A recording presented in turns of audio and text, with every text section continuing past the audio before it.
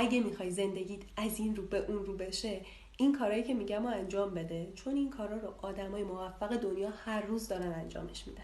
این آدما معتاد برنامه‌ریزی‌ان. هر شب قبل خوابت یه وقت کوتاهی رو بذار تو ذهنت یا رو کاغذ بنویس که فردا باید چی کار کنی.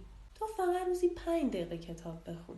اگه تونستی بیشتر بخونم، ولی ما به 5 دقیقه هم رضایت میدیم. ولی کتابو بخون. سر سلامتی شوخی نداشته باش. حواست باشه چی میخوری و حواست باشه که حداقل روزی یه رو پیاده روی داشته باشی. اگه میخوای تو کارت موفق بشی، دنیا رو باید 2 روز ببینی. فکر کن که کلی کار واسه انجام دادن داری و برنامه ریزیشون کن، ولی فقط 2 روز وقت داری انجامشون بدی. پس همه توانتو بذار که به کارات برسی و انجامشون بدی. آخریش که خیلی هم مهمه اینه که باید پوست کلوف باشی. مهم نباشه برات که بقیه راجع به چه فکری میکنن، چه نظری میدن. کاری که فکر میکنی درسته رو انجام بده، برو جلو.